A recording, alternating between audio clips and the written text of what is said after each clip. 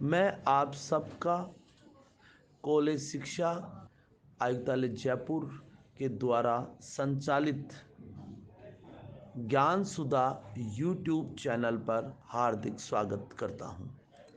चलो आइए फिर आगे बात करते हैं। अब हम लोग बात करेंगे यहां पर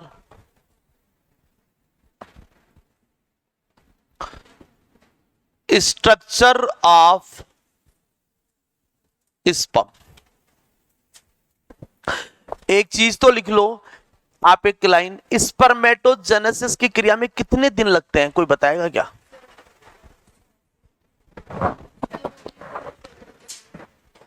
सिक्सटी फाइव से लेकर 75 डेज, मतलब 68 से लेकर 75 डेज लगते हैं। मतलब अप्रोक्सीमेट ये मान लीजिए 74 टू 75 डेज के अंदर स्पर्म का फॉर्मेशन जो है वो कंप्लीट होता है। ठीक है ना। अभी मैं ये इंफॉर्मेशन आपको एक साथ अलग से नोट करवा दूंगा सारी। इस शुक्राणु का साइज क्या होता है, डायमीटर क्या है, ये क्या है, वो क्या है, वो सब छोटी मोटी बातें एक साथ आ जाएंगी। अभी सबसे पहले स्ट्रक्चर ऑफ स्पर्म की बात करें तो देखिए, शुक्राणु के अगर हम लोग यहां पर स्ट्रक्चर की बात करें तो स्ट्रक्चर में बच्चों हम लोग यहां पर क्या पढ़ते हैं, चार चीजें पढ़ते हैं। चार चीजें क्या क्या पढ़ेंगे बच्चों? एक तो पढ़ेंगे क्या, यहां पर आप बताएंगे क्या, शुक्राणु का क्या पढ़ेंगे बच्चों, हेड, शुक्राणु का शीर्ष भाग। दूसरा बच्चों क्या पढ़ेंगे, नेक, गिरवा, गर्दन शुक्राणु की। तीसरा क्या पढ़ेंगे, क्या पढ़ेंगे तीसरा, मिडिल पीस, मध्य खंड। क्या पढ़ेंगे, एनर्जी चैम्बर। क्या पढ़ेंगे बच्चों, ऊर्जा कक्ष, एनर्जी चैम्बर शुक्राणु का। और डी क्या पढ़ेंगे, टेल, या इसी को बोल देते हैं फ्लेजिला, कसाब, पूंछ, या क्या पढ़ेंगे, कसाब। कसाब, कसाब मत लिखना। तो बच्चों यहां पर हेड में दो चीजें आप लोग देखेंगे। क्या, हेड में हम जब शुक्राणु का डेवलपमेंट पढ़ेंगे तो यहां पर हेड में दो चीजें देखने को मिलेंगी। क्या क्या, हेड में क्या क्या पाया जाता है? हेड में बच्चों एक तो पाया जाता है एक्रोसोम, और एक क्या पाया जाता है बच्चों, न्यूक्लियस। क्या पाया जाता है, न्यूक्लियस। एक तो क्या पाया जाता है, एक्रोसोम, और एक क्या पाया जाता है बच्चों, न्यूक्लियस।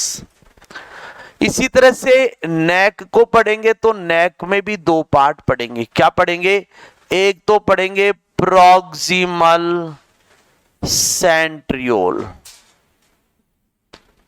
समीपस्थ तारक काय। एक पढ़ेंगे बच्चों डिस्टल सेंट्रियोल, मतलब दूरस्थ तारक काय।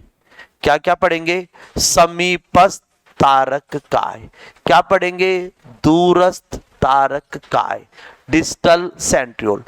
मिडिल पीस में क्या पढ़ेंगे, यहां पर बच्चों क्या पाए जाते हैं, माइटोकॉन्ड्रिया। तो ये बच्चों क्या देगा, एनर्जी, इसलिए इसको क्या बोलते हैं, एनर्जी चैम्बर। टेल या फ्लेजिला में आप पढ़ेंगे एक तो मेन पीस, मेन पीस का मतलब मुख्य भाग,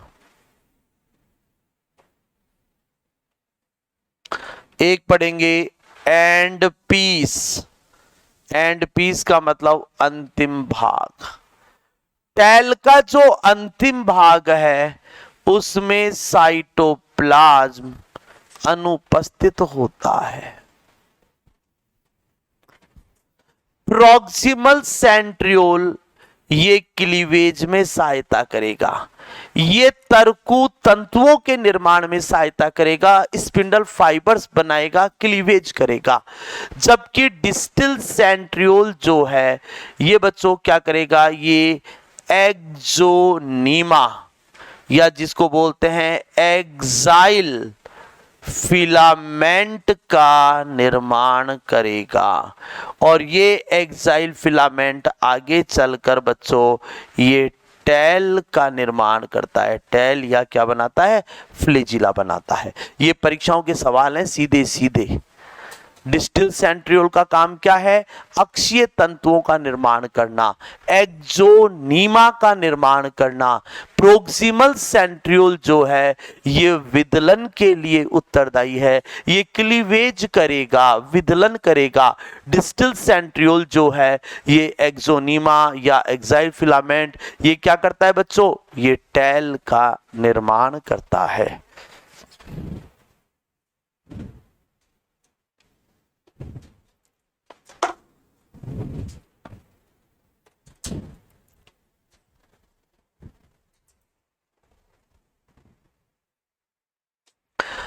अब देखिए एक और छोटी सी बात यहां पर भी डाल लेते हैं। एक्रोसोम में तो क्या पाए जाते हैं आपके? हाइड्रोलाइटिक एंजाइम्स पाए जाते हैं। एक्चुअली में एक्रोसोम क्या है? एक प्रकार का लाइसोसोम है। आगे पढ़ेंगे। Hydrolytic enzyme. न्यूक्लियस में क्या पाया जाता है? केवल डीएनए, और डीएनए के साथ में एक विशेष प्रकार की प्रोटीन पाई जाती है, प्रोटामीन्स। प्रोटामीन्स या प्रोटेमीन्स।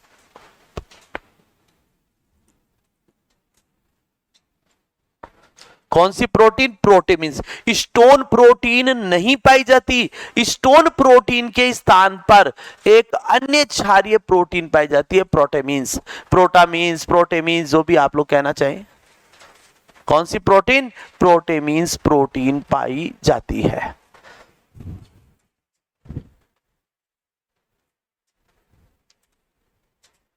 यारो ये बंद कर दो, आपको बार बार में कहना पड़ रहा है।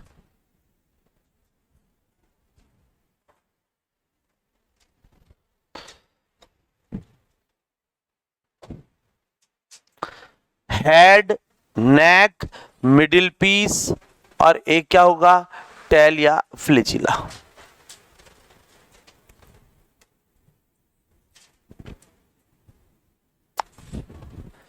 क्लियर बच्चों? क्या क्या बता दिया आपको?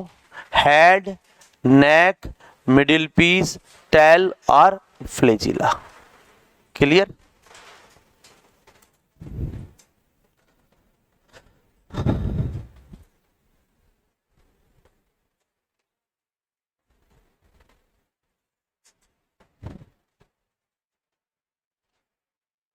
अब आइए स्पर्म के डायग्राम की बात करेंगे।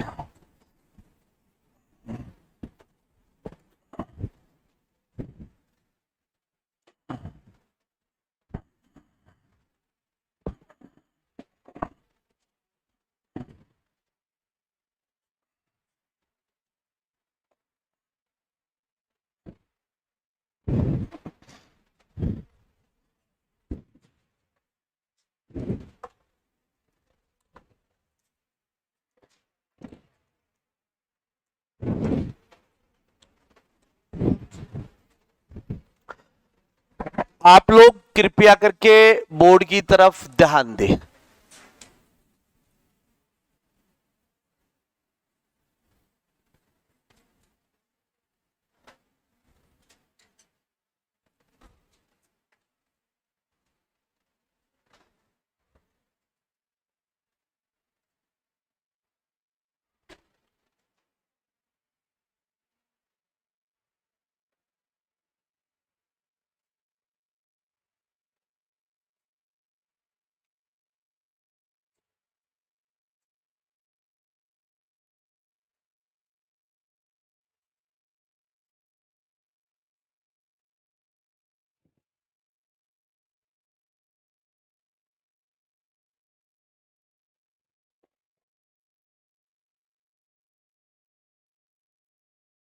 बाहर जाने का मन है क्या? लग तो ऐसे ही रहा है। कोई मूवी थोड़ी चल रही है यहाँ है? क्या पता मूवी ऑफ स्पर्म।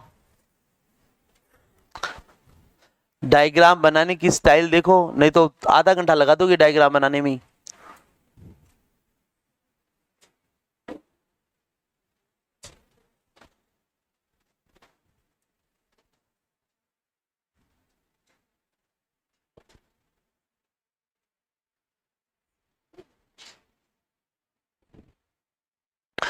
ये यहां पर मैंने क्या बनाया है, इस पंप की आउटलाइन बाउंड्री। अगर आप यहां पर देखो बच्चों, तो ये यहां पर आपको नजर आएगा एक्रोसोम। ये क्या बनाया है मैंने, एक्रोसोम। यहां पर अगर आप लोग देखें तो बच्चों ये है न्यूक्लियस। यहां पर न्यूक्लियस जो है वो चपटा होता है, इलोंगेटेड होता है। न्यूक्लियस कैसा होता है बच्चों, यहां पर न्यूक्लियस इलोंगेटेड और कैसा होता है, चपटा। और न्यूक्लियस को अगर आप लोग देखें, मैं डबल वॉल न बनाकर इसी को मोटा बना देता हूं।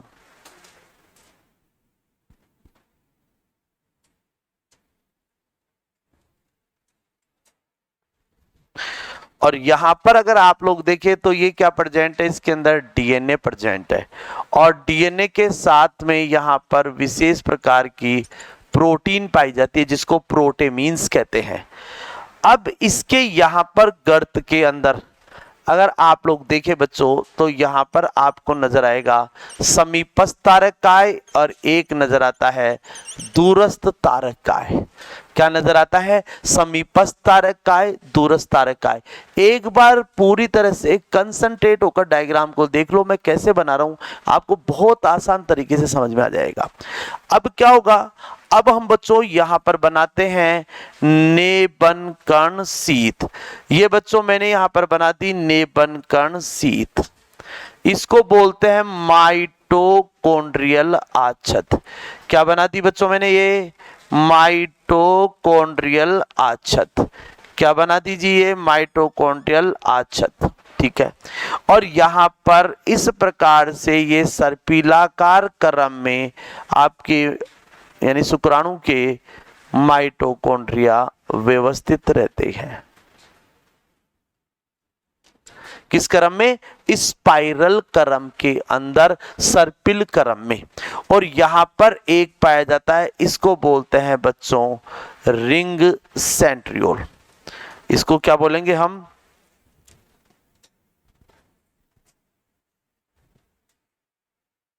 क्या कहते हैं, रिंग सेंट्रियोल। ध्यान से सुनिए, यहां पर अगर आप लोग देखें तो ये क्या पाया जाता है, इसको बोलते हैं कोशिका द्रव्य। ये कोशिका द्रव्य है। अब जैसे जैसे ऊपर से नीचे आ रहे हैं तो कोशिका द्रव की मात्रा कम होती हुई जा रही है। मध्य खंड में कोशिका द्रव एक पतली परत बनाता है। कोशिका द्रव्य एक पतली परत बनाता है। माइटोकॉन्ड्रियल आच्छद के चारों ओर एक पतली परत बनाता है। बच्चों इस पतली परत को क्या बोलेंगे, मेन चेट। क्या बोलते हैं, मेन चेट। माइटोकॉन्ड्रिया सर्पिलाकार क्रम में व्यवस्थित है। माइटोकॉन्ड्रिया के चारों ओर नेबन कर्ण शीत या माइटोकॉन्ड्रियल शीत या माइटोकॉन्ड्रियल आच्छद या नेबन कर्ण आच्छद उपस्थित है। और नेबन कर्ण आच्छद के चारों ओर कोशिका द्रव की एक पतली परत, एक थिन लेयर पाई जाती है जिसको क्या बोलते हैं, मेनचेट कहते हैं। मध्य खंड के दूरस्थ भाग पर रिंग सेंट्रियोल पाया जाता है। जेंसन रिंग पाई जाती है। मुद्रिका तारककाय पाया जाता है। या मैं कह दूं एक दरवाजा है जो इन माइटोकॉन्ड्रिया को टेल भाग में गिरने से रोकता है। Prevent the slipping of mitochondria from middle piece to tail region. मतलब मध्य खंड भाग से माइटोकॉन्ड्रिया को टेल भाग में गिरने से रोकता है। कौन रोकता है, रिंग सेंट्रियोल। ठीक है। तो यहां पर बच्चों आप लोग अब नाम लिखेंगे इनके। ये यहां पर क्या है, ये कहलाता है एक्रोसोम। ये कहलाता है न्यूक्लियस। एक्रोसोम और न्यूक्लियस के बीच में एक भाग पाया जाता है, परफोरेटोरियम कहलाता है। कौन सा भाग कहलाता है? परफोरेटोरियम भाग कहलाता है। और यहां पर बच्चों इसमें ये क्या पाया जाता है? केवल डीएनए, और डीएनए के साथ में मीन्स प्रोटीन पाई जाती है। यहां पर इस प्रोटीन में लाइसिन और आर्जिनिन की अधिकता है। इसलिए बच्चों ये प्रोटीन कैसी होगी? क्षारीय प्रोटीन होती है, एल्कलाइन प्रोटीन है। यहां पर बताएंगे स्टोन प्रोटीन आपकी क्या होती है? एब्सेंट होती है। स्टोन प्रोटीन यहां पर क्या होती है बच्चों? एब्सेंट होती है। ये कहलाता है प्रोक्सिमल सेंट्रियोल, ये कहलाता है डिस्टल सेंट्रियोल, दूरस्थ तारकाय। बच्चों एक बार बोर्ड की तरफ ध्यान दें। इस दूरस्थ तारकाय से ऐसे बच्चों लंबे लंबे ये क्या निकलते हैं? Axial filament.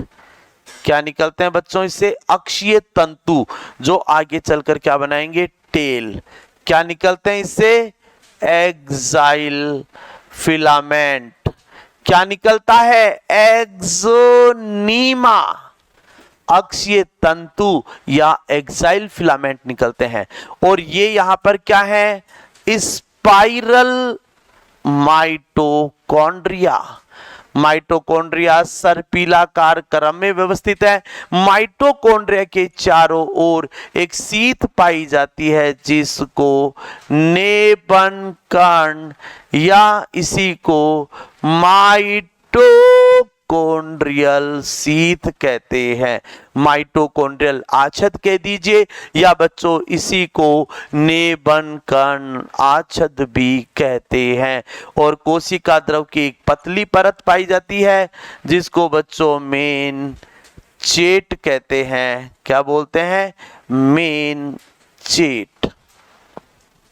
और ये कहलाता है रिंग सेंट्रियोल, मुद्रिका तारककाय। इसी को बोलेंगे जैनसन्स रिंग, जैनसन वलय। ये कहलाता है टेल। टेल का कौन सा पार्ट? And piece. और ये टेल का क्या कहलाता है? Main piece. ये बनाता है हेड, ये बनाता है नेक, ये बनाता है मिडिल पीस, और ये सारा भाग है टेल या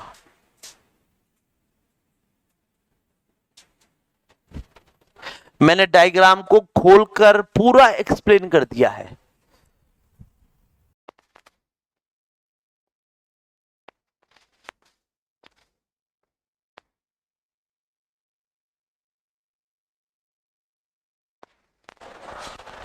हाँ जी, हो गया क्या?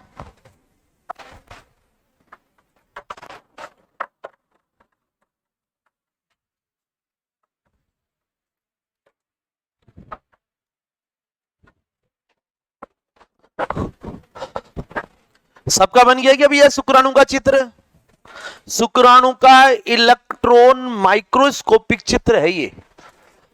ठीक है बच्चों, ये तो क्या कहलाता है? एक्रोसोम। ये यहां पर क्या है? न्यूक्लियस। इसमें क्या है? डीएनए। ठीक है ना। और यहां पर इसके न्यूक्लियस के पश्चिम भाग में एक गर्त है, यहां पर सेंट्रियोल पाया जाता है जिसको क्या बोलेंगे? समीपस्थ तारकाय। ये कहलाता है दूरस्थ तारकाय। और ये है मिडिल पीस। मिडिल पीस में दिमाग में रखो क्या? माइटोकॉन्ड्रिया प्रेजेंट है, सर्पिलाकार क्रम में व्यवस्थित है। माइटोकॉन्ड्रिया के चारों तरफ एक शीथ पाई जाती है जिसको क्या बोलते हैं, माइटोकॉन्ड्रियल शीथ। माइटोकॉन्ड्रियल शीथ कह दो या नेबन कर्णाच्छेद कह दो, और इसके चारों ओर कोशिका द्रव की पतली परत पाई जाती है। कोशिका द्रव की इस पतली परत को क्या बोलते हैं, मेनचेट कहते हैं। क्या बोलते हैं बच्चों, मेनचेट। फिर आप लोग बताओगे कि मध्य खंड के दूरस्थ भाग पर रिंग सेंट्रियोल या क्या पाया जाता है, जेंसन रिंग। और फिर क्या आ जाता है आपका मेन पीस और एंड पीस टेल आ जाती है। क्लियर। अब हम एक चीज को डिस्कस करेंगे। सबसे पहले ए पॉइंट लगा कर लिखिए, हेड भाग का निर्माण। हेड भाग का निर्माण।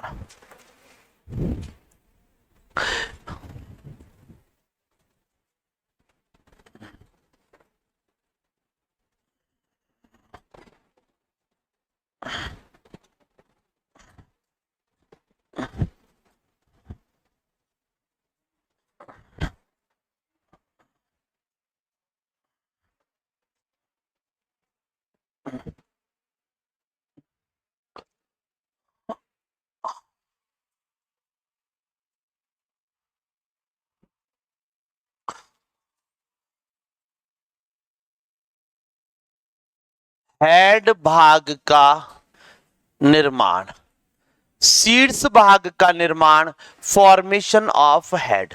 फॉर्मेशन ऑफ हेड में सबसे पहला पॉइंट पढ़ेंगे, फॉर्मेशन ऑफ एक्रोसोम। एक्रोसोम का निर्माण, हेडिंग लगा लीजिए, एक्रोसोम का निर्माण।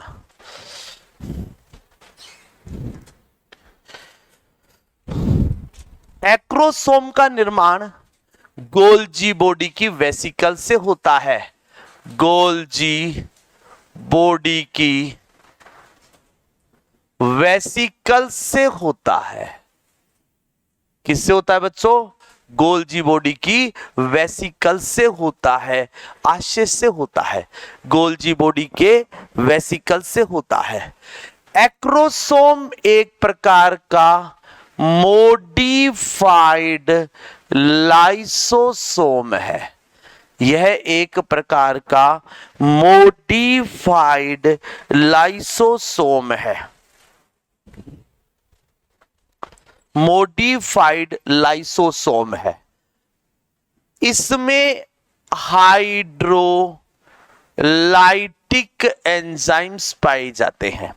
एक्रोसोम में क्या भरे रहते हैं, जल अपघटनी एंजाइम्स, हाइड्रोलाइटिक एंजाइम्स। क्या पाए जाते हैं बच्चों, हाइड्रोलाइटिक एंजाइम्स पाए जाते हैं, जल अपघटनी एंजाइम्स पाए जाते हैं। क्या पाए जाते हैं बच्चों, हाइड्रोलाइटिक एंजाइम्स पाए जाते हैं, जल अपघटनी एंजाइम्स पाए जाते हैं, हाइड्रोलाइटिक एंजाइम्स पाए जाते हैं। ये एंजाइम्स एसिडिक पीएच पर कार्य करते हैं, अम्लीय पीएच पर कार्य करते हैं। ये एंजाइम अम्लीय पीएच पर कार्य करते हैं। अब कौन कौन से एंजाइम पाए जाते हैं, जैसे हाइल्यूरोनिडेज एंजाइम, जैसे एक्रोसीन।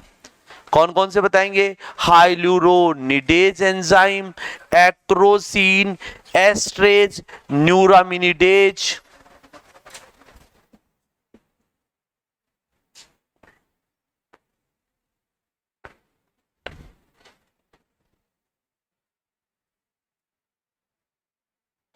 तो एक्रोसोम में आपके हाइल्यूरोनिडेज एंजाइम, एक्रोसीन एंजाइम, न्यूराएमिनिडेज एंजाइम और एस्ट्रेज एंजाइम पाए जाते हैं। और ये सारे के सारे एंजाइम एसिडिक पीएच पर कार्य करते हैं।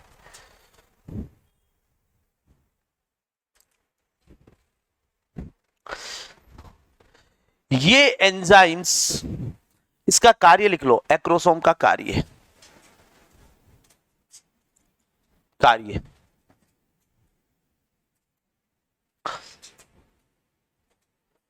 एक्रोसोम क्या करता है कार्य?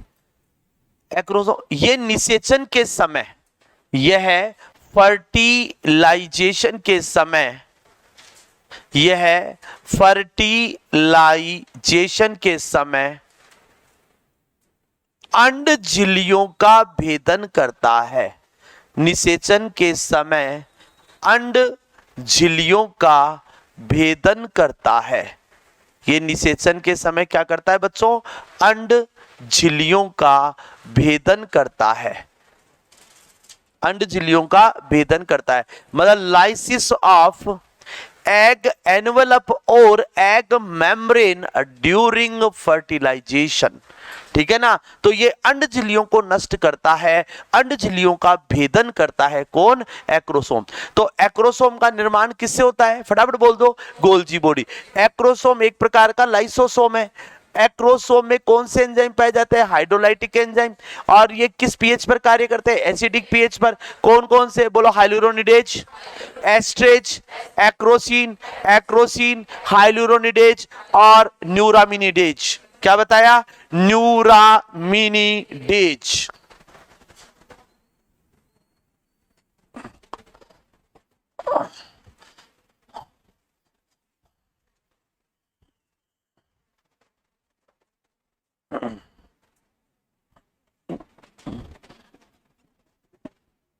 थोड़ा पानी डालो इस पे। अरे यार, और डालो।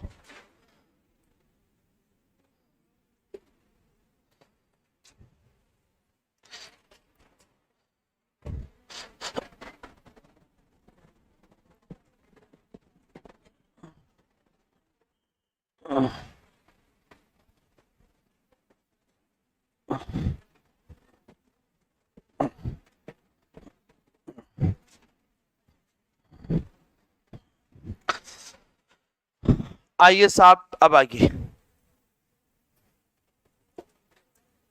डायग्राम के द्वारा समझा देता हूं।